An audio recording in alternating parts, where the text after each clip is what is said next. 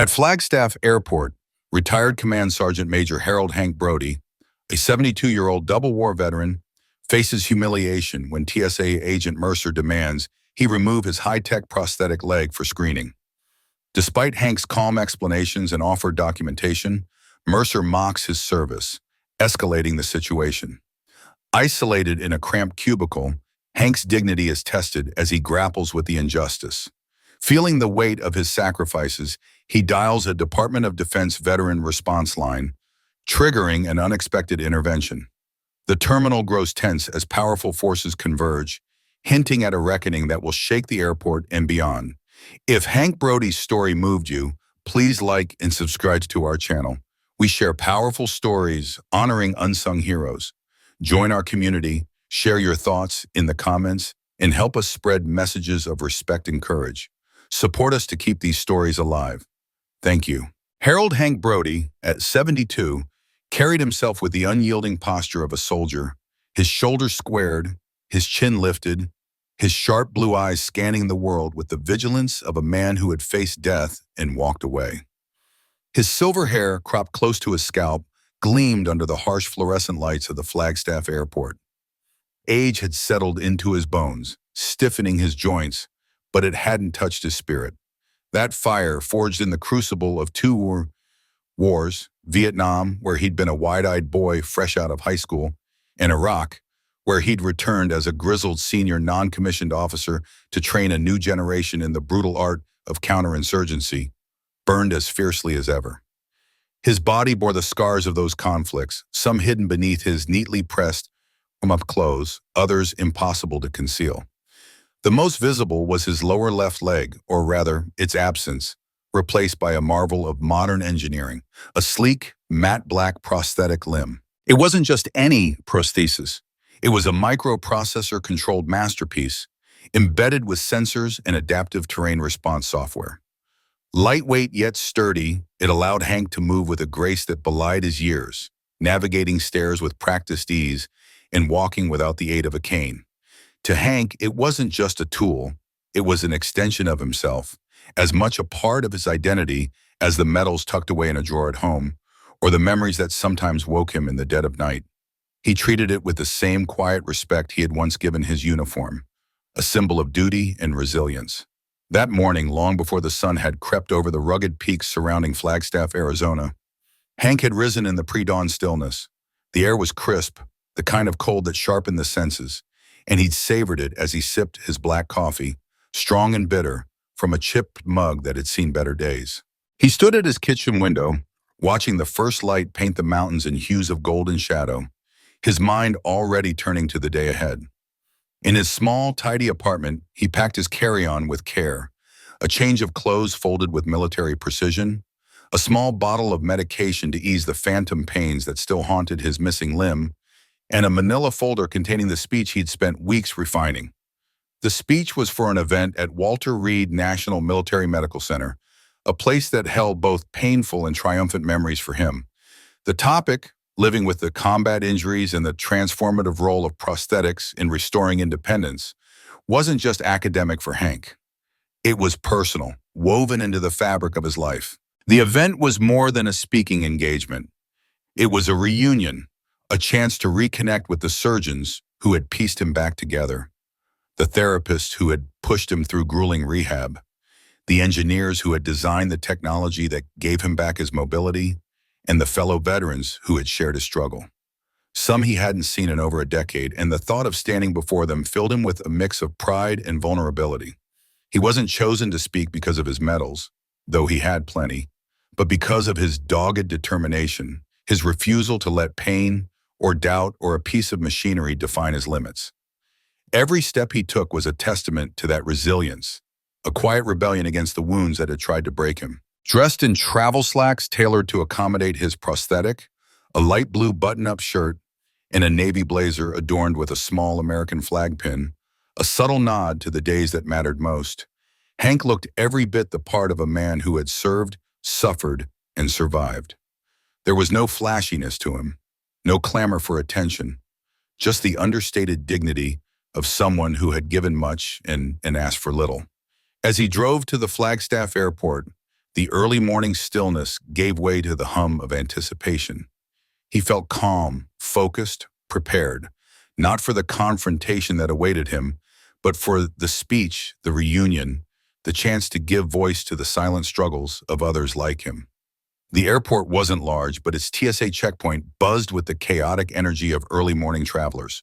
Families juggling luggage, business people tapping impatiently at their phones, and security agents moving with the practiced efficiency of routine. Hank approached the line with the same steady resolve he'd carried into battle.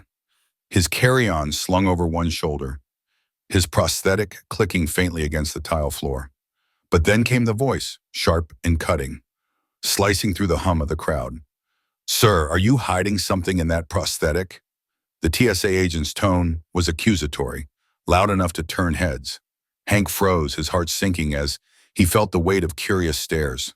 The agent, a young man with a smirk that oozed authority, fixed his narrowed eyes on the high-tech limb. Hank's first instinct was to bristle, but he swallowed it down, drawing on decades of discipline. "It's a microprocessor-controlled limb," he said, his voice steady, though inside he felt a flicker of indignation. "Removing it here isn't safe." The agent's smirk widened, as if Hank's explanation was a challenge to his power. "Rules are rules, hero," he said, the word that dripping with mockery. "Take it off, or you're not flying." And the word hero stung, not because Hank craved the title, but because it was wielded like a weapon, meant to belittle rather than honor. He felt the eyes of strangers boring into him, their curiosity tinged with pity, and a flush of humiliation crept up his neck. He wanted to argue, to explain the engineering marvel that was his leg, the months of rehab it had taken to master it, the way it had given him back a piece of himself. But the agent's expression was unyielding, and Hank knew better than to escalate. With a heavy heart, he followed the agent to a cramped, sterile screening room, the kind of place that smelled of bureaucracy and indifference. Inside, Hank sat on a hard plastic chair, gripping the prosthetic that had cost him so much. Not just in dollars, but in sweat, pain, and sleepless nights. His fingers traced the smooth, matte surface, a tactile reminder of his journey. He felt exposed, stripped of the dignity he'd worked so hard to maintain. The room was too small, the walls too close, and the fluorescent light buzzed like a persistent insect. He thought of the speech in his bag, the words he'd crafted to inspire, to uplift. And now here he was, reduced to an object of suspicion. The unfairness of it gnawed at him, but he held his composure, his jaw tight, his eyes fixed on the door. Then everything changed. The terminal outside fell silent, the usual clamor of announcements and footsteps replaced by an eerie stillness. Heavy boots echoed in the distance, deliberate and authoritative, growing louder with each step. A voice, cold and commanding, cut through the checkpoint like a blade. "This is Secretary of Defense General Beckett, Agent Mercer. Report to me immediately." Hank's heart quickened, not with fear but with a spark of hope, a sense that something larger was at play. What followed would ripple through the airport, leaving travelers stunned and headlines blazing across the nation. A moment that would redefine this ordinary morning and etch Harold Hank Brody's name into a story far greater than himself. The airport buzzed with the usual chaos of modern travel, parents maneuvering strollers loaded with diaper bags, corporate types barking into their phones, and retirees like Hank gliding through the crowds with a practiced ease. Over the years, Hank had mastered the art of navigating security checkpoints. Decades of flights had taught him the unspoken rules. Stay composed, answer questions clearly, and brace for the inevitable extra screening. It was just part of the routine, a minor inconvenience he'd long accepted. But today, something felt off, like a subtle shift in the air that set his nerves on edge. As Hank approached the body scanner, he moved with the calm of someone who'd done this 100 times. He stepped inside, arms raised, and waited for the familiar hum.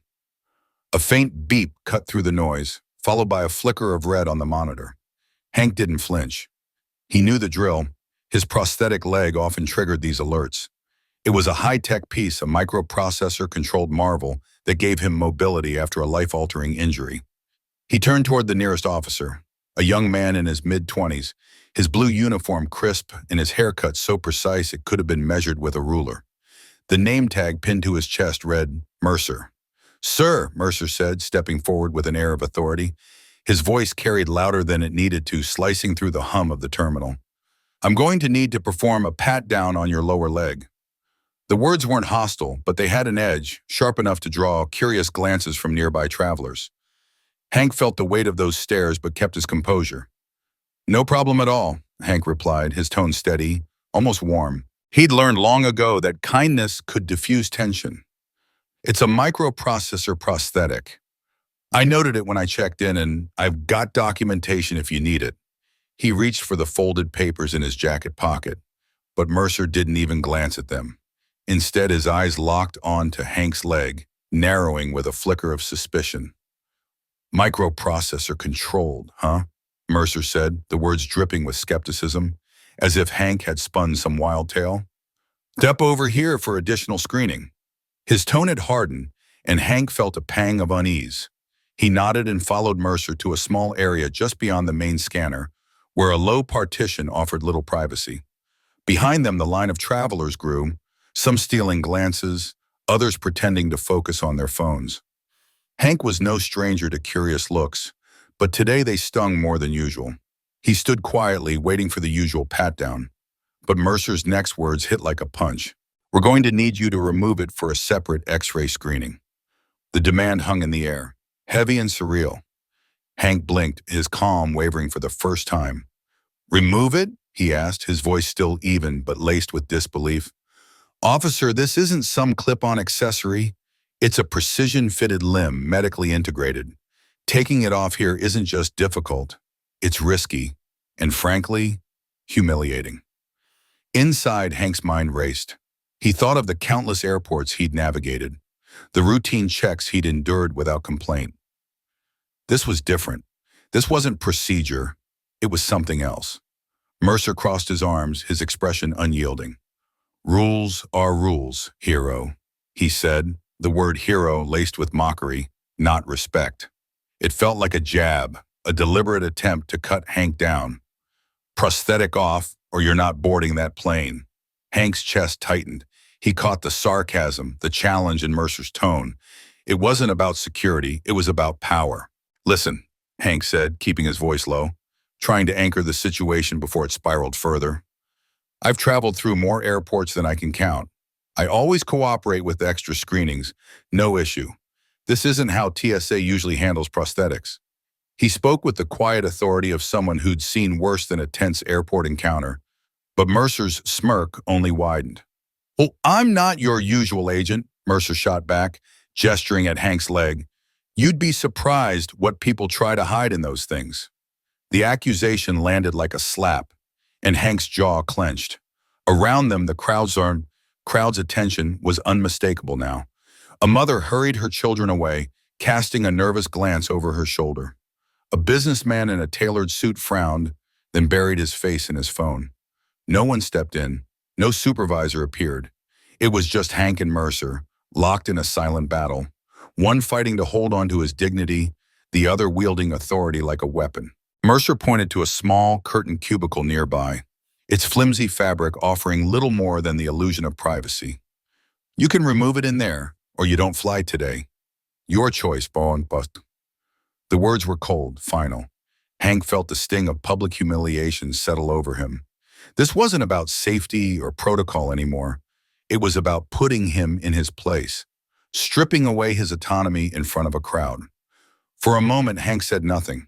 His mind flashed to the day he had earned that prosthetic. The leg Mercer treated like a threat had carried him out of a combat zone, through smoke and chaos, when survival seemed impossible. Now it was being reduced to contraband, a prop in some petty power play. Hank's heart pounded, but he swallowed the anger rising in his throat. With a slow nod, he picked up his carry-on, his movements deliberate despite the uneven gait that came with his fatigue. He walked toward the cubicle, each step heavier than the last, the weight of every stare pressing down on him. He didn't speak, didn't argue, but inside a quiet resolve burned. He'd endure this, just as he'd endured everything else life had thrown at him. Deep within Hank, a chill stirred, ancient and unyielding, like a memory forged in the crucible of a distant land. It was a place where men bellowed commands and others faced the raw, unforgiving choice of who they would become under pressure. That coldness wasn't just a feeling, it was a remnant of survival, of decisions made in the chaos of war, decisions that had shaped him into the man he was now. Sitting in the claustrophobic cubicle at the airport's TSA checkpoint, Hank lowered himself onto the rigid plastic chair, its edges biting into his frame. The space felt too tight, as if it were designed to squeeze out any sense of ease. Overhead, a fluorescent light flickered, casting a harsh, clinical glow across the pale institutional walls. His prosthetic leg, a testament to his resilience, now weighed on him like an accusation, as though needing it made him culpable in some unspoken crime. Hank's chest rose and fell as he fought to keep his breathing even. Years of military discipline held his temper in check, but the cracks were spreading, fraying his composure like a rope stretched too taut. His prosthetic leg, a marvel of carbon fiber and microprocessor technology, gleamed faintly under the sterile light. It wasn't just a tool for mobility, it was a part of him, as vital as the leg he'd lost in the searing blast of an IED outside Bakuba, Iraq. All those years ago, he rested his hand on the synthetic calf, his fingers tracing the faint scratches etched into its surface, marks from rugged hiking trails, scuffs from countless airport terminals, signs of a life reclaimed through sheer will. But now, in this moment, it felt like a liability, something to be justified to strangers who couldn't possibly understand its cost. From beyond the thin curtain, Agent Mercer's voice cut through again, sharp with impatience. "You done in there, sir? We're not running a charity here. We've got a line to move." The words stung, each one a jab at Hank's pride. He didn't respond right away. Instead, his gaze lingered on the prosthetic, his mind drifting back to that day in the desert. The explosions still haunted him, the acrid stench of burning rubber, the choking dust, the piercing screams of young soldiers crying out for a medic. He could feel the weight of his blood-soaked uniform, the agony of dragging himself from the wreckage with only one arm and the mangled remains of his right leg. The tourniquet they'd cinched around his thigh had saved his life, but the blast had stolen so much more. It took years of effortless movement, the carefree stride of youth, and the naive belief that war ever released its grip on those who survived it. Even now, the memory clawed at him, vivid and unrelenting, leaving a hollow ache in his chest. Mercer's voice snapped him back to the present, this time joined by another. "Supervisor Haney's here," he announced, his tone clipped. "And she agrees. Procedure's procedure. No exceptions." A second voice, female and blunt, chimed in. "Just follow instructions, sir. If it can't be cleared, it doesn't go through." The words landed like a slap, cold and impersonal. Silence followed, heavy and suffocating. Hank's jaw tightened. This wasn't just about the prosthetic. It was about stripping away his dignity, reducing him to a problem to be solved, a box to be checked. He'd faced bureaucratic indifference before, endless forms at the VA, delays in benefits, the quiet judgment of those who'd never seen combat, but never had it felt so raw, so deliberately cruel. His exhale was slow, deliberate, a release of the anger threatening to boil over. Hank reached for his wallet, his movements steady despite the storm raging inside. Tucked behind his VA card, in a creased photo of his granddaughter, her gap-toothed smile a reminder of why he kept going, was a small laminated card. Its edges were worn, the text slightly faded but still clear. Department of Defense Rapid Veteran Response Line. It had been given to him years ago by a liaison from the Wounded Warrior Project during his grueling final months of rehabilitation. Back then, he'd tucked it away, treating it like a talisman, something you carried but hoped never to need, like a fire extinguisher stashed under the sink. But this moment, this humiliating, dehumanizing ordeal, felt like a blaze he couldn't ignore. With a hand that betrayed none of his inner turmoil, Hank pulled out his phone and dialed the number. 2 rings, and then a voice answered, calm and professional. "Department of Defense Wounded Veteran Executive Liaison. Please state your name, rank, and the nature of the incident." Hank's voice was steady, his words precise, honed by decades of military service. He didn't shout or vent. He delivered the truth with the clarity of a man who'd faced far worse than this. Command Sergeant Major Harold Brody, U.S. Army retired. TSA checkpoint. I'm being ordered to remove my medically necessary microprocessor prosthetic leg.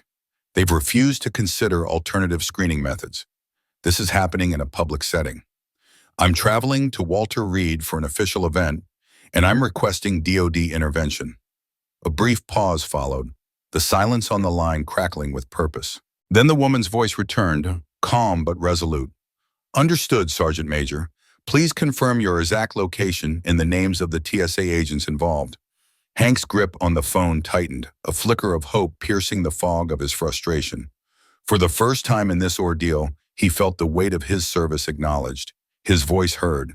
He glanced at the curtain, imagining the agents beyond it, oblivious to the fire they'd ignited. This wasn't over. Not yet. The sterile hum of the airport terminal seemed to press against Hank Brody's temples, a relentless reminder of the chaos he'd endured that morning. His prosthetic leg, a constant companion since that fateful day in Kandahar, felt heavier than usual, not from its titanium frame but from the weight of indignity. The TSA screening cubicle was a claustrophobic box, its thin curtain doing little to shield him from the prying eyes and impatient sighs of travelers beyond. Sergeant Major Harold Brody, a man who'd faced firefights and ambushes without flinching, now sat rigid, his jaw clenched, as Agent Mercer's voice barked through the fabric. Sir, I need you to remove the prosthetic. Now. The words weren't a request. They carried the sharp edge of authority, wielded without empathy. Hank's chest tightened, not with fear, but with a slow-burning anger, a deep, aching frustration that after all he'd given, years' blood, a piece of himself, he was reduced to this. A spectacle in a crowded airport, his sacrifice questioned by a man who'd never known the weight of a rucksack or the sting of desert sand. Hank's mind churned. He could still feel the phantom itch where his leg once was, a cruel reminder of the blast that had reshaped his life. He'd learned to live with it, to carry himself with quiet pride. But moments like this stripped that pride bare. His calloused fingers hovered over the phone in his lap, the number he'd dialed moments ago still glowing on the screen. He'd hesitated before making the call, his pride warring with his desperation. Would they even care? Did anyone still remember the promises made to men like him? The voice on the other end had been crisp, professional, but laced with an urgency that caught him off guard. Sergeant Major Brody, the woman had said, her tone steady but weighted with purpose, like a commander issuing orders before a mission. Do not remove your prosthetic. Remain where you are. We are initiating a code red protocol for interagency obstruction and veteran dignity violation. Immediate intervention has been authorized. Hank's eyebrows twitched upward, a flicker of surprise breaking through his stoic mask. Code red. The term echoed in his mind, unfamiliar yet heavy with implication. He didn't know the intricacies of the protocol, but the woman's voice carried no hint of bluff. Expect contact within minutes, she'd added, her words softening slightly, as if sensing the storm of emotions raging beneath his silence. You are not alone, Sergeant Major. Not anymore. The line went dead, leaving only the faint crackle of static in his ear. For the first time that morning, Hank allowed himself a small exhale, a fragile release of the tension coiled in his chest. It wasn't relief, not yet. Relief would come when this was over, if it ever was. But for now, the knowledge that someone, somewhere was listening, that his voice had reached beyond this suffocating cubicle, was enough to keep him grounded. Outside the curtain, Agent Mercer's fist rapped again, harder this time, the sound sharp and impatient. You refusing to comply, sir? Do I need to escalate? The word sir dripped with condescension, a formality that felt more like a jab than respect. Hank's gaze drifted toward the curtain, his voice low and steady, though it carried the weight of a man who'd seen too much to be intimidated by bureaucracy. No, he muttered, almost to himself. You already did. 6 minutes. That's all it took for the terminal to transform. The frenetic energy of the airport, the clatter of rolling suitcases, the garbled announcements over the intercom, the restless shuffle of travelers, began to fade like a radio losing its signal. It wasn't an abrupt silence, but a gradual one, a ripple of awareness that something was shifting. TSA agents froze mid-motion, their hands hovering over bags. Passengers glanced up from their phones, their distracted scrolling replaced by curiosity, then unease. The hum of the airport, once a living pulse, dwindled into an unnatural hush. Then came the sound, the deliberate, rhythmic cadence of hard-soled boots on polished tile. Not hurried, not frantic, but purposeful, each step echoing with intent. Low murmurs followed, punctuated by the sharp crackle of radio static. Hank's heart quickened, not out of fear, but anticipation. Something was happening, something bigger than him. The curtain to his cubicle whipped open with a snap, revealing not Agent Mercer or his supervisor, Haney, but a woman in a sharply tailored black suit.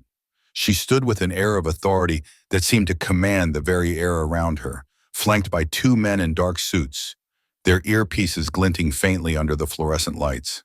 Their postures were rigid, their expressions unreadable, but their presence spoke of training and discipline. The woman's eyes locked onto Hank's, respectful but brisk, as if time itself bent to her will. "Sergeant Major Harold Brody?" she asked, her voice cutting through the silence with precision. Hank nodded, rising slowly, his prosthetic legs steady beneath him, despite the ache of the morning's ordeal. "I'm Deputy Assistant Secretary Carlson, Office of the Secretary of Defense," she said. "You'll need to come with me. General Beckett is here and wishes to speak with you personally." Hank's breath caught. General James Beckett. The name carried weight, a legend forged in the crucible of Joint Special Operations Command, a man whose reputation preceded him in every military circle Hank had ever known. Beckett was no desk jockey. He was a warrior turned statesman, now Secretary of Defense, his name synonymous with honor and resolve. Hank followed Carlson out of the cubicle, his steps measured but deliberate, each one a quiet reclaiming of his dignity. The terminal was a frozen tableau. Bags sat untouched on conveyors.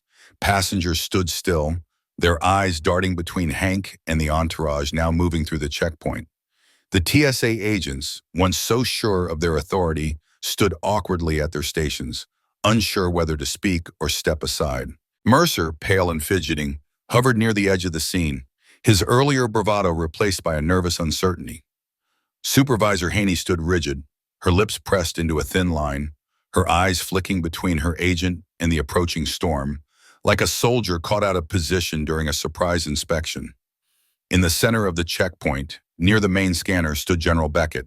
He was tall, his late 60s doing nothing to diminish the commanding presence that seemed to shift the very gravity of the room. His uniform was crisp, the ribbons on his chest a testament to a career of sacrifice and service. Behind him stood Pentagon security officers, senior aides, and a grim-looking official from the Department of Homeland Security, whose expression suggested he'd rather be anywhere else. Beckett's gaze swept the room, taking in every frozen face, every silent bystander, his eyes sharp and assessing, missing nothing. When they landed on Hank, his expression softened, not with pity, but with a quiet, unspoken understanding, the kind that only passes between those who've walked the same hard roads. "Command Sergeant Major Brody," Beckett said, stepping forward, his voice steady and resonant, carrying the weight of years in command. He extended a hand, the gesture simple but profound.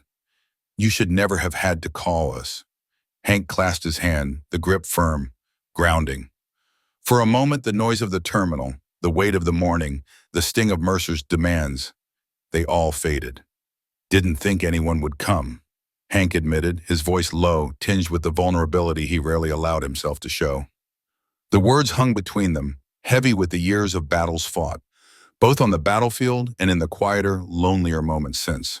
Beckett's jaw tightened, not with anger, but with a resolve that seemed to radiate from him, a promise that this moment, this indignity, would not be the end of Hank's story. The air in the terminal hung heavy, thick with the hum of restless travelers and the sharp sting of injustice. General Beckett's voice sliced through the chaos, each word deliberate, carrying the weight of a man who had seen too much to tolerate cowardice or cruelty. "Haney," he said, his tone as cold and unyielding as steel. The name landed like an accusation, pinning Supervisor Haney where he stood. Beckett's eyes, hardened by years of command, bore into the man, daring him to flinch. "Let me make this crystal clear," he continued, his voice rising just enough to command the entire terminal. Ordering a decorated combat veteran to remove a medically necessary prosthetic in public, against agency protocol, against medical advice, and against the most basic shred of human decency, is not just a lapse in training. It is a betrayal of every soldier who has spilled blood for this nation.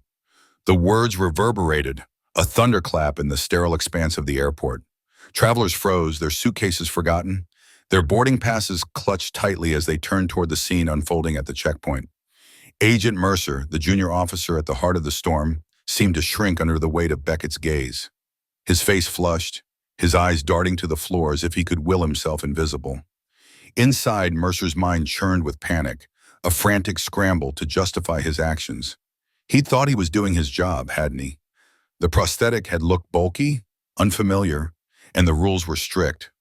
Or so he'd told himself. But now, standing exposed before a crowd, his confidence crumbled. He felt the sting of shame, a bitter realization that his arrogance had led him here, to this moment of reckoning.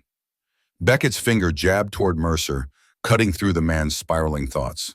"Agent Mercer," he said, his voice low but laced with fury, "I've read your report on this incident. You dismissed a documented medical exemption. You mocked this man's service. You ignored every respectful screening alternative available to you. Do you deny any of this?" The question hung in the air, sharp and unyielding. Mercer's mouth opened, then closed, his throat tight with dread. "Sir, I thought the device needed full clearance," he stammered, his voice barely audible, trembling under the scrutiny of the crowd. He wanted to explain, to defend himself, but the words felt hollow even to him. Beckett didn't let him finish. "You thought wrong," he snapped, his interruption as final as a gavel. "And your petty power trip ends today." Mercer's heart sank, a cold wave of regret washing over him. He'd never meant to humiliate anyone, not really, but the memory of his flippant tone, his dismissive smirk, now haunted him. He'd seen the veteran, Sergeant Major Brody, standing there, jaw tight, eyes burning with quiet dignity, and yet Mercer had pressed on, emboldened by the badge on his chest. Now that same badge felt like a weight dragging him down. Beckett turned his attention to Haney, who stood rigid, his face pale. The supervisor's mind raced, searching for an escape, but there was none. He'd backed Mercer's decision without question, trusting the younger agent's judgment because it was easier than doing the work himself. Laziness, not malice, had been his sin, but the result was the same. "Supervisor Haney," Beckett said, his voice dropping to a chilling calm, "did you speak to Sergeant Major Brody? Did you review his credentials? Did you verify anything beyond what your junior agent told you?" Haney's lips parted, but no sound came at first. His throat was dry, his pulse hammering in his ears. "No, sir," he finally whispered. The admission a surrender. Beckett's expression didn't soften. "You both violated ADA and TSA protocols," he said, his words deliberate, each one a nail in the coffin of their careers. "Worse, you violated basic human respect. Effective immediately, this checkpoint is suspended. All screening will be rerouted. You're both relieved of duty pending investigation." A collective gasp rippled through the crowd, a wave of shock and vindication. Phones were raised, cameras rolling, capturing the moment as it unfolded. For the passengers, this was no longer just a delay in their travel plans. It was a spectacle, a rare glimpse of justice being served in real time. Beckett turned to face the crowd, his broad shoulders squared, his presence commanding. He didn't need a podium to hold their attention. He stood at the heart of the terminal, a general in the truest sense, radiating authority and resolve. "Let this be understood," he said, his voice steady but resonant, carrying to every corner of the terminal. "Veterans will not be humiliated by incompetence. Not in this country. Not while I'm Secretary of Defense." The words landed like a vow, and the terminal erupted. Not with noise, but with a shift in energy. The silence that had once cloaked the space was gone, replaced by a palpable sense of awe.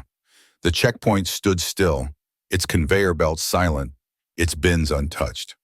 No suitcases rolled forward, no boarding passes beeped. The terminal had transformed into a stage, and every person within it was now a witness to accountability. Sergeant Major Brody, Hank, as Beckett knew him, stood just to Beckett's right, his posture rigid but his heart heavy. The prosthetic leg that had sparked this ordeal was hidden beneath his pant leg, but its presence weighed on him every day. He'd lost his limb in a dusty valley halfway across the world, a sacrifice he'd made without hesitation for the country he loved. Yet here in his own homeland, he'd been reduced to a spectacle, forced to justify his existence to a stranger who saw him not as a hero, but as a potential threat. The memory of Mercer's sneer, the cold demand to remove his prosthetic in full view of strangers, burned in Hank's chest. He'd kept his composure then, his voice steady, his eyes locked on the agents. But inside, he'd felt a quiet rage, a deep wound reopened.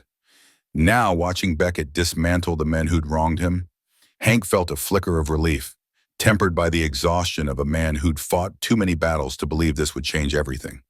The crowd pressed closer, their faces a mix of emotions: anger, admiration, sorrow. Some whispered to each other, their voices low but urgent. Others stood in reverent silence, their eyes fixed on Beckett. A young woman, her suitcase propped against her leg, wiped tears from her cheeks, moved by the raw conviction in the general's words. An older man, his baseball cap emblazoned with a Vietnam War patch, nodded slowly, his own memories of disrespect stirring in his mind. Even a young TSA agent at a nearby lane, uninvolved but close enough to hear, looked down, his hands fidgeting. He hadn't been part of the incident, but he felt the weight of his uniform, the sudden awareness that his own actions would be judged by the same standard Beckett was setting. Beckett's gaze swept over the crowd, taking in their reactions, their silent support. He didn't raise his voice, but his next words carried the force of a command. I want every traveler in this terminal, every American watching this, and every federal agency listening to hear me clearly, he said. Prosthetics are not threats. They are not suspicious devices. They are badges of sacrifice. He gestured toward Hank, a subtle but deliberate acknowledgement. This man lost his leg defending our nation in combat, and instead of respect, he was treated like a liability. Instead of gratitude, he was met with suspicion. That ends now. The room was still, but emotion pulsed through it. Some travelers nodded, their expressions fierce with agreement. Others dabbed at their eyes, touched by the raw truth of Beckett's words. Hank stood motionless, his jaw tight, fighting the swell of emotion in his chest. He didn't want their pity, but their respect. Beckett's respect meant more than he could say. For the first time that day, he felt seen, not as a problem to be solved, but as a man who'd given everything for his country. Beckett's voice grew firmer, his resolve unshakable. Effective immediately, I'm ordering a comprehensive retraining program across all TSA facilities nationwide, he declared. Mandatory instruction on ADA compliance, interagency conduct with wounded veterans, and the human dignity owed to those who've sacrificed for this nation. He paused, letting the weight of his words settle. If that means pulling agents off duty for days, so be it. If it means reassigning leadership that fails to uphold these standards, so be it. This will not happen again. The terminal remained a theater, its audience captivated, its actors forever changed. Mercer and Haney stood on the sidelines, their futures uncertain, their mistakes laid bare. Hank stood tall, his sacrifice acknowledged, his dignity restored, if only for this moment. And General Beckett, unwavering at the center, had ignited a reckoning that would ripple far beyond the walls of the airport. For the travelers, it was a story they'd carry with them, a reminder that justice, though rare, could still be swift. For the nation, it was a call to do better, to honor those who'd given the most. And for the terminal itself, it was no longer just a place of transit. It was the epicenter of a promise kept. In the bustling chaos of the airport terminal, a heavy silence fell, charged with unspoken agreement. General Samuel Beckett, a man whose presence commanded respect, stood tall, his eyes blazing with a quiet fury born of principle. His words cut through the hum of the crowd, sharp and unwavering. This nation does not turn its back on those who've served it, not on the battlefield, not at a security gate, not anywhere. The weight of his statement hung in the air, a solemn vow that stirred the hearts of everyone within earshot. For Command Sergeant Major Harold Hank Brody, the moment was surreal, a collision of shame, vindication, and something deeper, an ache for recognition that he hadn't realized he'd carried for so long. Hank stood just a few feet away, his weathered face betraying a flicker of disbelief. The morning's events had left him raw. The TSA agent's cold insistence that his prosthetic leg be treated as a potential threat had stripped away years of dignity in mere moments. He'd felt the eyes of strangers boring into him, their pity and curiosity mingling into a suffocating weight. Hank wasn't a man who sought attention. He had spent decades serving quietly, his sacrifices etched into the scars and losses that defined his body and soul. Yet here, in this crowded terminal, he felt exposed, diminished. The agent's gloved hands swabbing his prosthetic had felt like an accusation, as though his service, his very existence, was suspect. But now, General Beckett's voice, steady, resolute, began to stitch that wound closed. Beckett turned to Hank, his gaze softening but no less commanding. "Sergeant Major Brody," he said, his tone carrying the warmth of a comrade and the authority of a leader. "What happened to you this morning was a disgrace, and I can't erase it. But I'll be damned if I let it keep you from delivering your speech at Walter Reed. My plane's waiting on the tarmac, and you're coming with me, not as a passenger but as my honored guest." Hank's breath caught, his heart thudding with a mix of gratitude and resistance. "General, that's not necessary," he began, his voice low, almost embarrassed. He wasn't used to being the center of attention, let alone being championed like this. But Beckett cut him off, his voice gentle but unyielding. "It is necessary, Hank. You've given more to this country than most could ever dream of.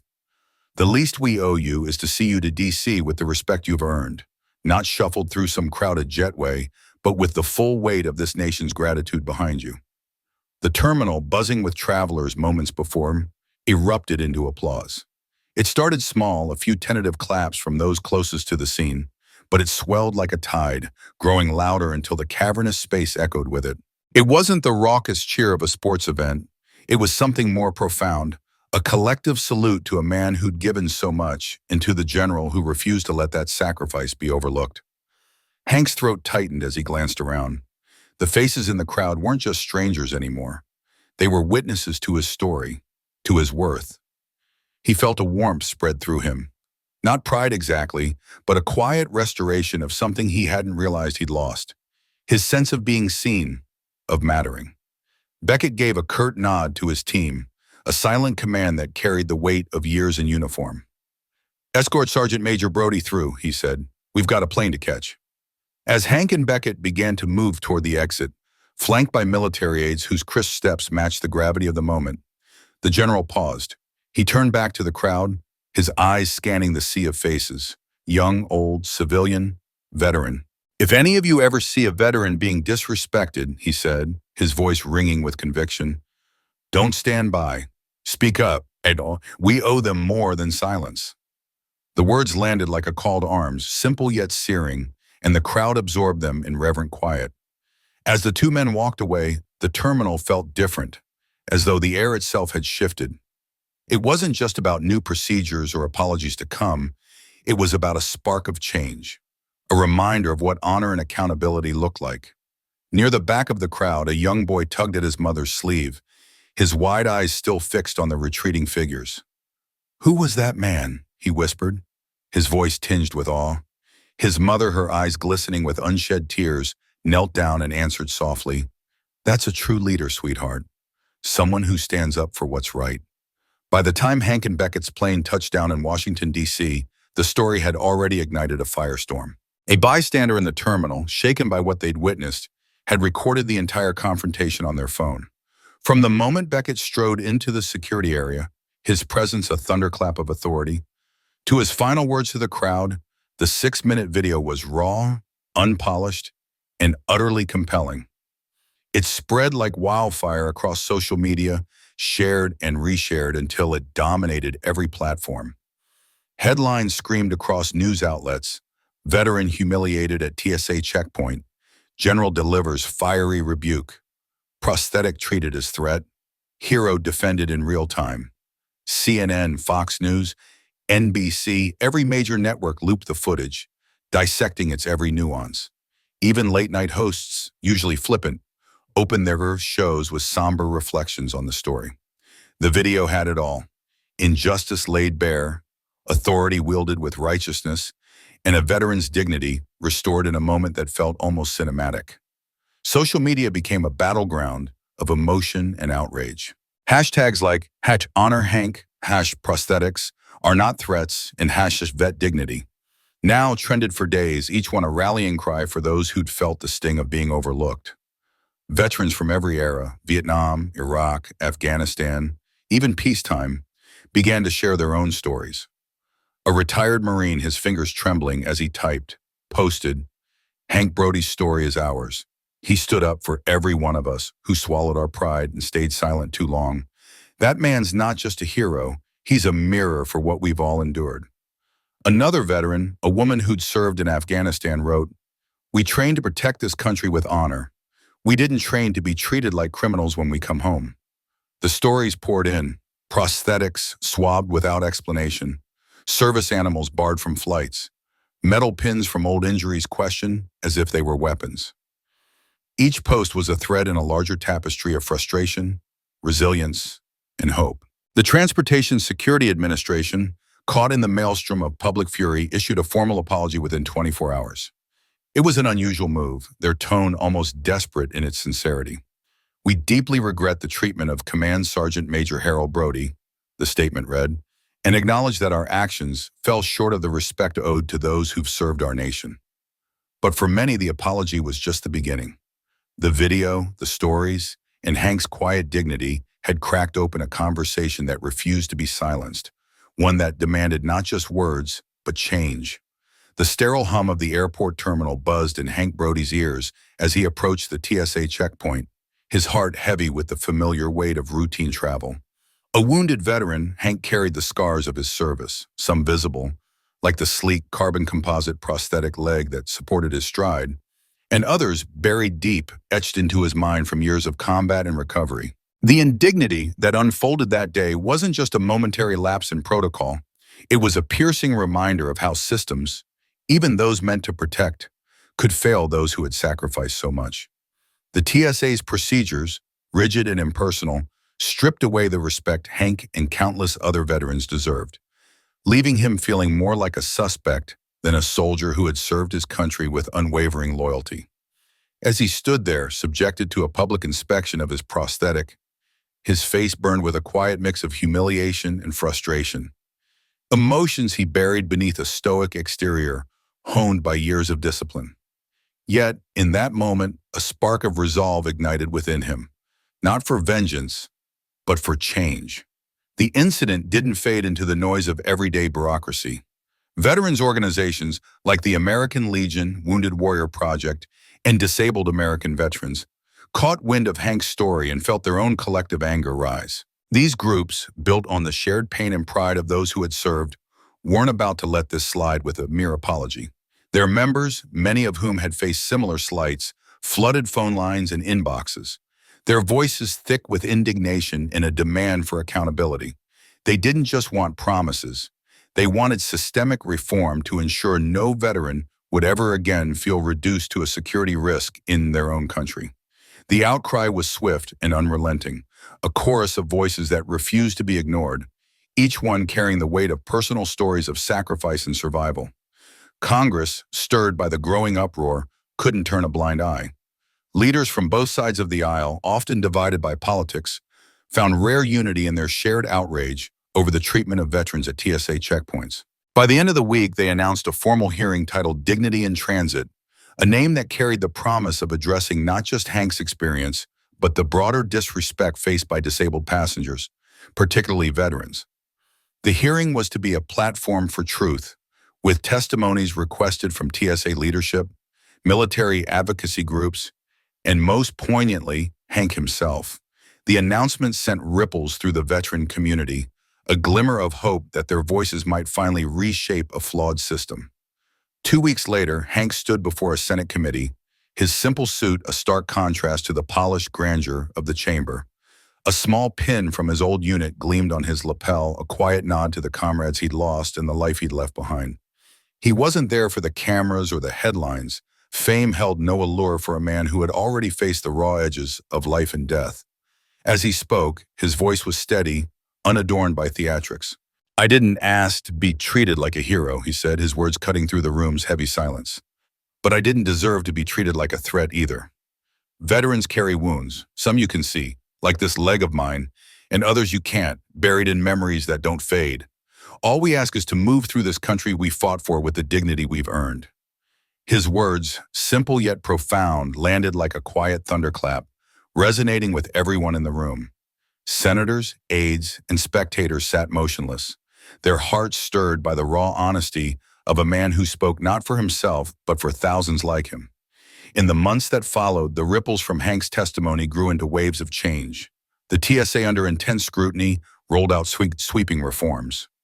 Private screening rooms became mandatory for prosthetic inspections, sparing veterans the public humiliation Hank had endured. Agents underwent rigorous retraining, not just in protocol but in empathy, learning to see the person behind the prosthetic or wheelchair. Major airports introduced veteran liaison officers, specially trained to bridge the gap between security demands and human dignity. What began as one man's quiet suffering in an airport terminal sparked a national reckoning, a conversation that forced the country to confront how it treated those who had given so much.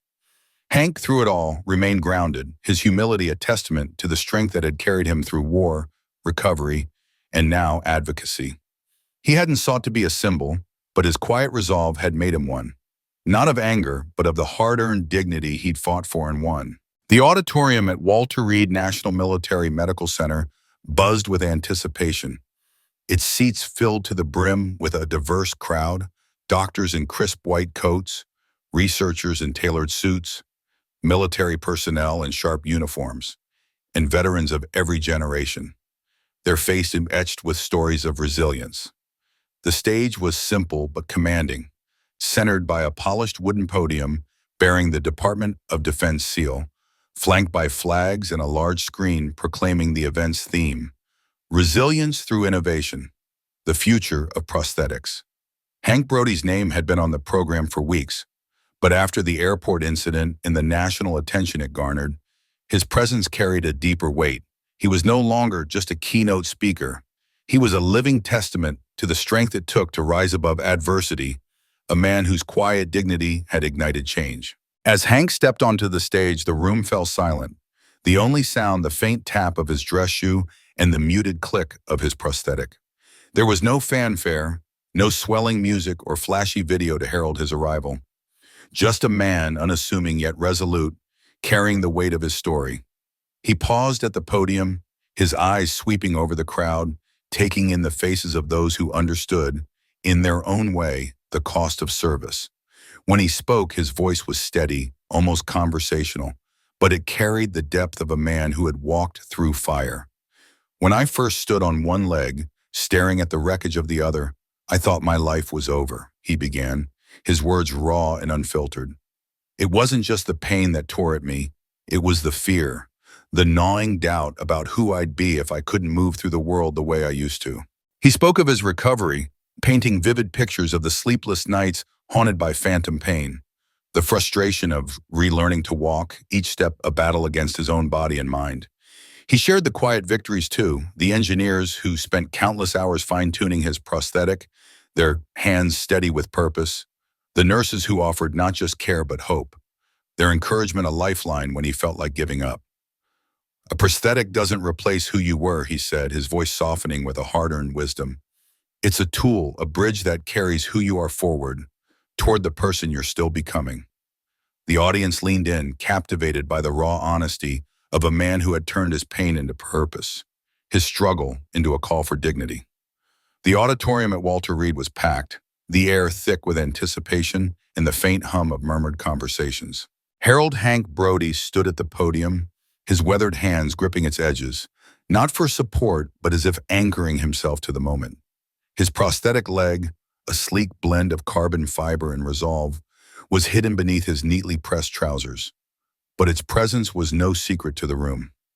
Hank's eyes, sharp and steady, scanned the faces before him: soldiers in crisp uniforms, doctors in white coats, civilians with notepads and curious gazes. He had come to speak about resilience, about the quiet battles wounded veterans fought long after the gunfire faded. His heart thudded with a mix of pride and vulnerability, emotions he'd learned to carry like old comrades.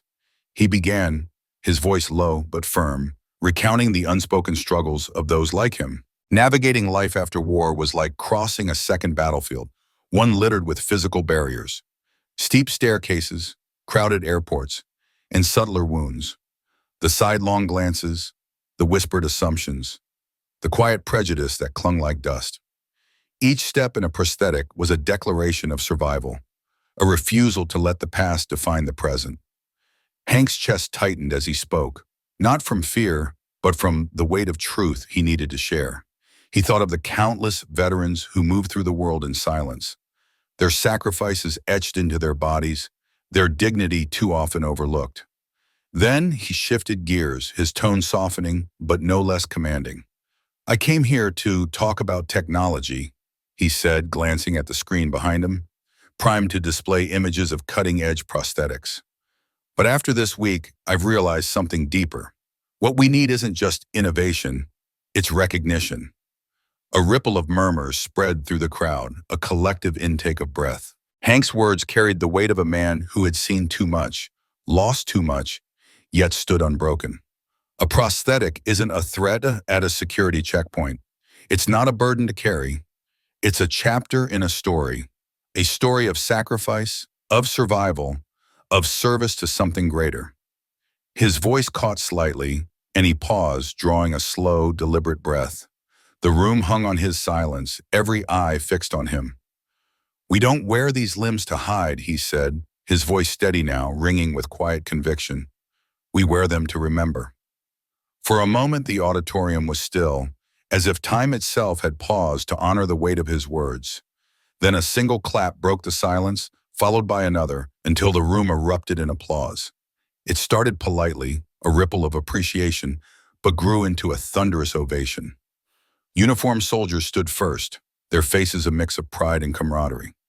Doctors rose next, their eyes reflecting respect for a man who spoke their language of healing. Visitors followed, some dabbing at tears, others standing in solemn silence, hands clasped in reverence.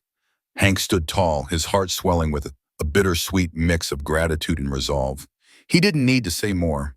His message had landed, a quiet grenade of truth that would echo far beyond these walls. From the side of the stage, General Beckett watched, his face unreadable, but his eyes bright with understanding. He didn't clap or speak. He didn't need to. Hank's words had done the work, carving a space in the hearts of everyone present.